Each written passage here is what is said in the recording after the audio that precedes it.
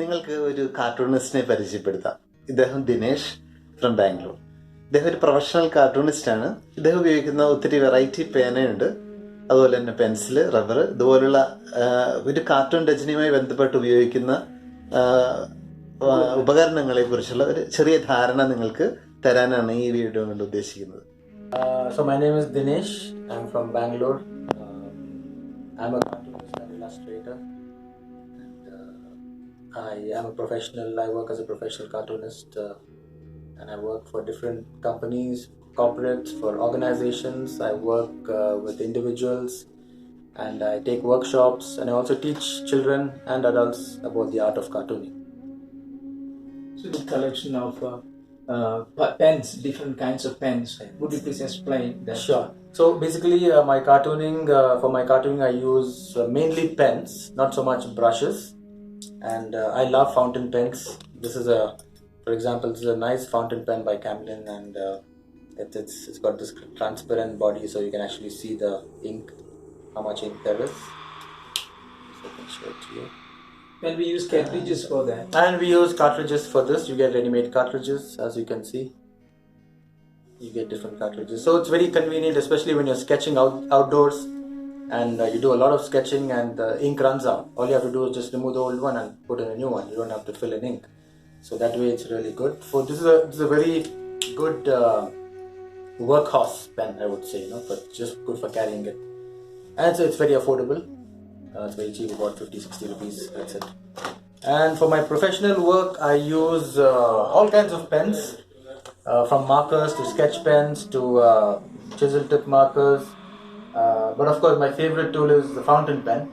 And then recently I picked up this big case, which is a nice pen case online.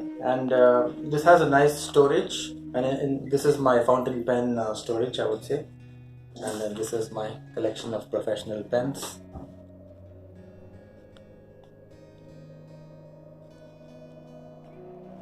And these are again for sketching. These are locally available pens, and I can so each of these pens, for example, these four here they have medium tips, and they're good for rough sketching. These two pens here have a very fine tips, so they're good for detailing. For example, again, this has a transparent body, so you can see the ink inside, and it has a fine tip, so it's good for detailing. And the fountain pens are beautiful because they give a very expressive line. You can get thick and thin lines with it, and it has a very nice, satisfying feel when you draw. So all these pens are again medium tip pens. For example, I can show you this. Most of these are Chinese pens, but very well made. This is a nice medium tip fountain pen. A nice fountain pen by the Jinhao company, China, and it's actually made to look like a Mont Blanc pen, which is a very expensive pen, German pen, but it writes beautifully and it's very affordable. For example,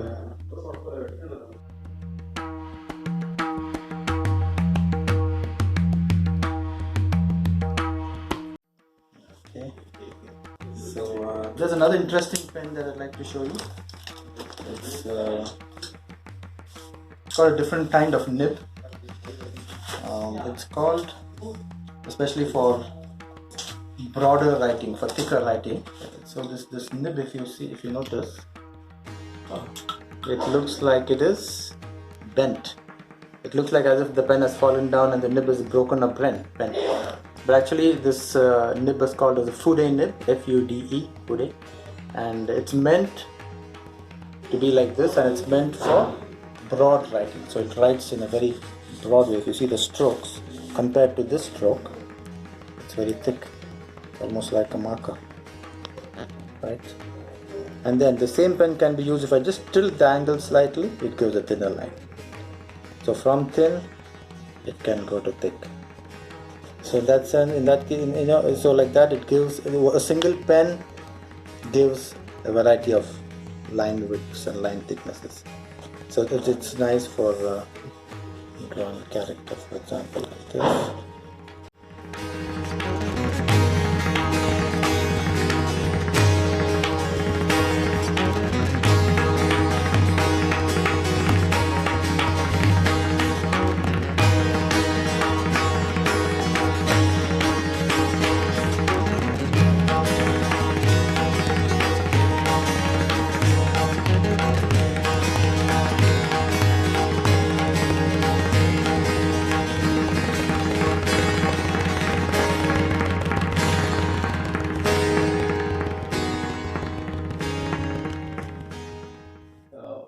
figure or a character that you like to draw again and again? Do you have someone like that? Maybe from history, maybe from the living, or a special kind of a feature or character? Yeah, so I mean, I enjoy watching cartoons and animation on all kinds of works by different cartoonists. I enjoy all kinds of styles. But personally, what I really enjoy drawing is people around, for example, just common people. When I talk to them, for example, you're sitting like that in that particular pose. Now, I like to capture you as a cartoon and make you into a cartoon with that pose, using you as a reference, as a model.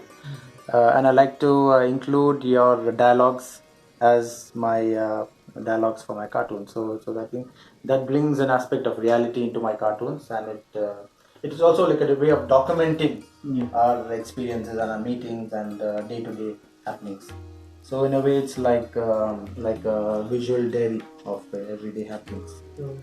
And it's very fun, and it's basically I look at my cartooning as a way of journaling my whole experiences, day-to-day experiences. So that's why I have a very simple style. I don't. Okay, I can show you my work later. But my style is very simple, so it's almost like writing. Like how, for example, instead of writing, this man looks fat and he is, let's say, funny. So instead of writing it, I quickly draw it. So it's exactly the same as writing. But then it gives a different dimension. It's a drawing journal or something. It's a drawing journal. From life. Yeah, and then instead of people reading it, supposing a person who doesn't know English, can't read English, but then when he looks at a drawing, he gets it. Anyone from anywhere in the world can look at a drawing and understand it. So in that sense, drawing, especially cartooning, I feel is a very special language. Drawing itself is a language, and cartooning is a very, very interesting subset of that language. And because you feel like smiling at the cartoon when you immediately look at it, when you feel like laughing, and then you're also curious to know about what is the story. Usually cartoons have some story in it. There is usually a joke in it, or some story, or some kind of a narrative happening there, and it's like a puzzle. So people like to understand what it's all about. What is this guy? Who is this person? Why does he look that way? Why is he acting that way? What is the body language there? So it kind of makes people curious, and cartoons are something that appeal to all age groups, right from the smallest kids to the oldest adults. So and nowadays cartoons are used in all fields of life, right from media to journalism to audio visuals, to TV and the internet, for advertising. There is no field which is not touched by illustrations and cartoons. So in that sense, even for telling spiritual stories, for example, stories of the Bible or stories of other scriptures, because the scriptures are always full of stories about life and about deep messages. And these stories can best be brought about by some kind of a visual. Either it could be a painting, it could be some kind of artwork, and cartoons do a fantastic job of telling stories, especially in the form of comics with the different panels. So I think it's a great field to be in, and I really encourage young people, old people, whatever the age group, it doesn't matter at all. All you have to do is pick up a pen and start scribbling, start sketching.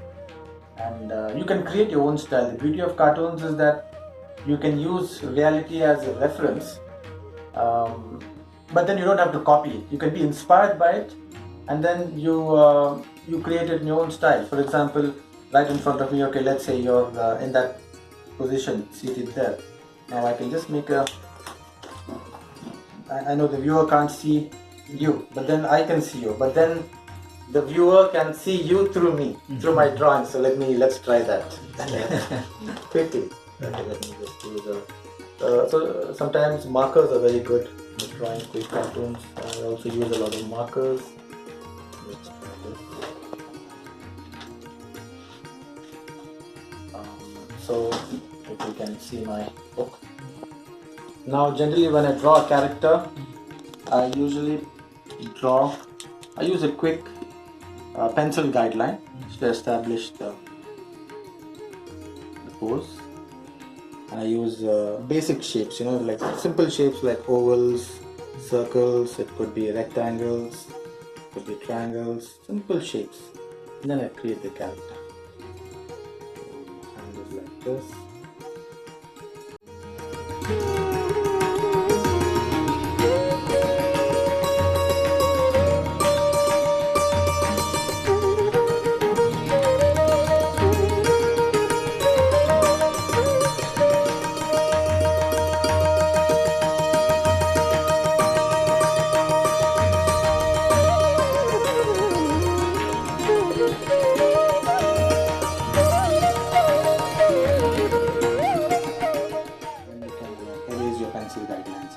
Now this is a very interesting eraser. It's not like a usual eraser, how a normal eraser looks. But then this is called as a kneadable eraser or a putty eraser. So basically it's like clay. You can pull it, you can reshape it, and then so the reason the main use of this eraser is so you can bring it to a point like this, and then if you want to erase something only within the eye, you can go in here and erase it only there. The rest of it is not disturbed, so that way you can reshape it. Or if you want to erase the whole thing, just make a big shape like this and then erase it. So it's very fast, and it's a non-dust eraser, so there is no dust at all, unlike a regular eraser. So within a few strokes, the painting is, your cartoon is ready. It's clean, and then you have it. Maybe we can add a dialogue, Father. What would you like to say? Tell me about yourself. That is my frank question. Tell me about.